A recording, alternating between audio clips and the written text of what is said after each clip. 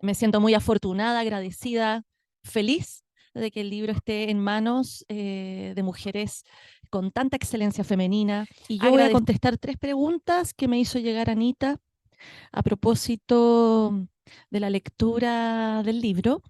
Y voy a intentar ser breve, por supuesto, son preguntas que me hicieron pensar, pero que las reflexiones no las voy a agotar ahora, claramente. Y la primera viene de Bárbara Barrocal, que dice: consecuencias desnaturalizantes o desvinculantes respecto a la lengua materna de la imposición de un léxico cada vez más lleno de anglicismo para las hispanohablantes. A veces ni siquiera encontramos el término en nuestra lengua porque el concepto se impone directamente en un lenguaje extraño. Entonces, cuando leí lo de Bárbara, que me pareció muy interesante, las 3 preguntas me parecieron muy interesantes y muy distintas entre sí, además. Bueno, respecto de la de Bárbara, pienso que la lengua materna no es la lengua nacional y que no hay que confundirla con la lengua nacional. Esa es como la primera distinción que se me vino a la mente, ¿no?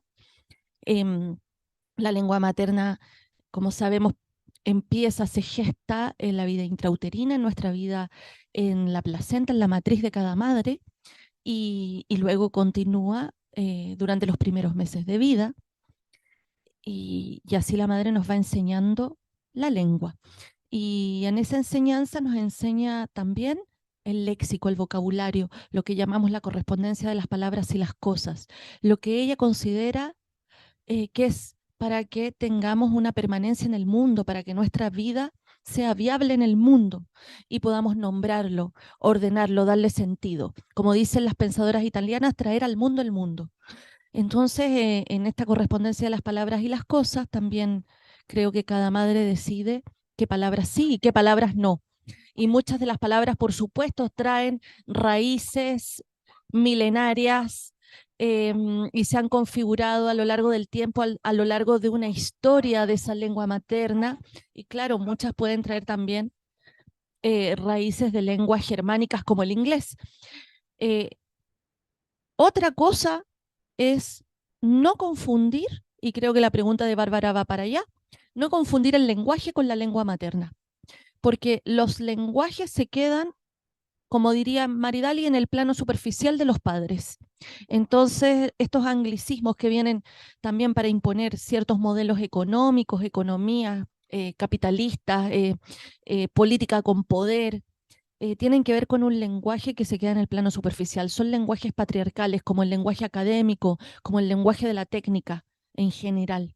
Y es importante hacer esa diferencia. O sea que ahí eh, políticamente es importante no confundir los lenguajes con la lengua materna, tener muy claro que la lengua materna se mueve en las aguas profundas de la organización semántica profunda. De la estructura profunda de cada lengua y que por lo tanto permanece allí, intocable. Intocable y en el sentido de que no es dañada por estos lenguajes superficiales, solo que tenemos que tener muy clara esa distinción para no confundir y para poder recuperarla cada vez que se nos ha perdido de vista. Eso. Pensé respecto de la pregunta ahora de Julia Cervera. Ella pregunta sobre cómo modificar los elementos de envidia entre mujeres o relaciones que pueden ser destructivas entre nosotras, más allá de restituir la autoridad materna, porque dice, si bien la madre también nos enseña la grandeza y nos comunica también más allá de la jaula patriarcal, al mismo tiempo ha sido también una mujer que ha sufrido la violencia sexual del patriarcado y eso también se transmite. Y eso también lo reproducimos en las relaciones entre mujeres. Entonces, ¿qué podríamos hacer para no entrar en esos dilemas? Pregunta Julia. También una pregunta muy interesante que da para mucho hablar, reflexionar y conversar en general, ¿no? Y yo me costó ver cómo la tomaba, ¿no? Porque entonces, bueno, creo que es una pregunta que se tiene que también responder así, ¿no? En singular, desde la experiencia de cada una, porque acá yo siento que no hay ni modelos, ni fórmulas, ni pautas a seguir, sino que cada una desde su experiencia y una experiencia que también nunca está fija.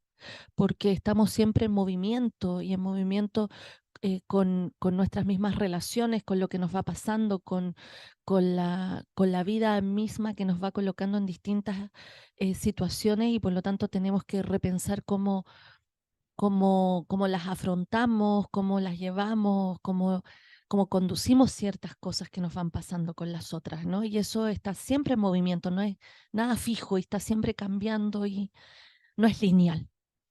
Y más allá de eso, em, creo que hay que saber tirar del hilo, ¿no? Del hilo, de restituir esta autoridad o este orden simbólico a partir de la relación con nuestra madre concreta, tirar del hilo para que eso sea medida para nuestras relaciones con otras. O sea, que, a- que esto que hacemos con la madre, que en el fondo es la restitución de un sostén simbólico, que nos permite vivir y relacionarnos con las demás, con los otros, con el mundo.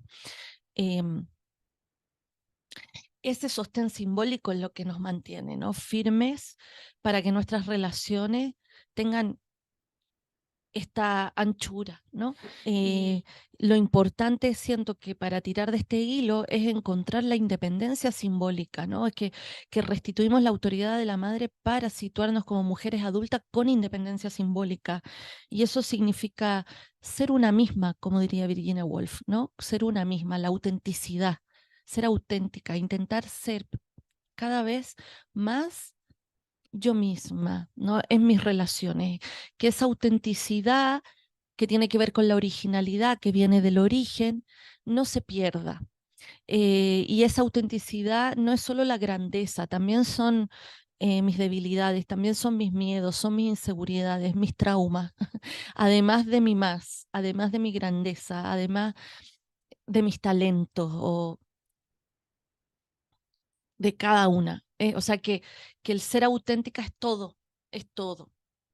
Es tal cual una es. Y es como la manera en que yo voy teniendo independencia simbólica para relacionarme con otra. Siento que ese es el hilo que hay que tirar.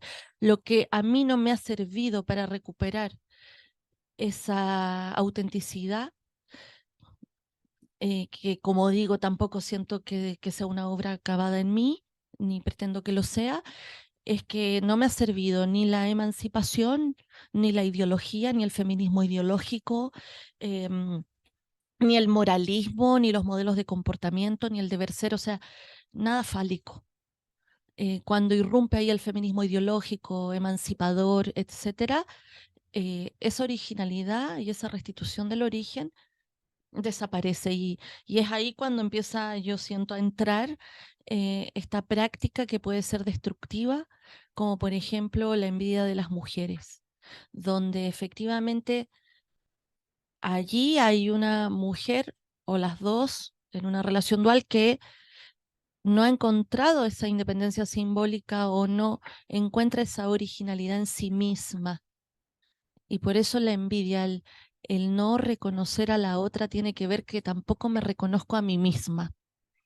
Y ese siento que hay que tirar de ese hilo de la restitución de la autoridad materna para las otras relaciones que tenemos entre mujeres. Y por último, la pregunta de María García Zambrano, que bueno, que debo decir que me impactó bastante emocionalmente, porque también tocó una fibra en mí bien, bien íntima y que donde ella me pregunta cómo yo he podido vivir, eh, pues bueno, un poco literal, cómo ha podido vivir yo con, con estos sentimientos de haber dicho cosas de otras en el libro, ¿no? Em, de haber, cómo ha sido para mí ponerlo en el papel, qué conflictos interiores he sentido yo por el hecho de, por ejemplo, referirme a la que fue mi maestra, a lo que me pasó con otras mujeres en el grupo político donde yo participé, incluso de referirme a los estragos en mi lengua materna por mi relación con mi madre. O sea, bueno, Para mí no ha sido algo inocuo, o sea que efectivamente yo también he tenido sentimientos y conflictos interiores, eso quiero decir, que ha sido para mí también, no ha sido un proceso fácil, entonces claro, yo he tenido también ese sentimiento como ella, como María lo describe de traicionar a las otras, creo que también he sentido eso en parte, ¿no? Em, sin embargo, ha sido más fuerte, más imperiosa mi necesidad de escribirlo, de decirlo y de escribirlo. Ha sido más imperiosa esa necesidad de decir mi verdad, eh, eh, porque en este caso, bueno, en mi caso han pasado 10 años y recién lo he podido poner en el papel de la forma en que lo he hecho. Eh, por supuesto con algunos, también con harta edición, con cosas que saqué finalmente, etcétera. Un proceso, claro, que no es tampoco fácil, que no es fácil, pero ha sido más imperiosa esa necesidad porque en mi caso, en mi experiencia, sobre todo con este grupo político y con quien fue mi maestra, yo enmudecí, yo enmudecí. Yo enmudecí porque, bueno, por todo lo que ahí en el libro intento decir, ¿no? Explicar. Enmudecí y eso significó para mí, como dice María Zambrano, sentirme vencida por las palabras de la oralidad. Entonces también como la escritura justamente nace eh, y nace y se hace un espacio en una, hace espacio en una para salir al mundo cuando hemos sido vencidas por las palabras. Y esa ha sido mi necesidad vital, imperiosa, eh, de poner por escrito todo aquello que callé, que no supe en mi momento decir, donde me sentí de verdad vencida por las palabras, por una oralidad que en ese minuto me hizo sentir aplastada y muda.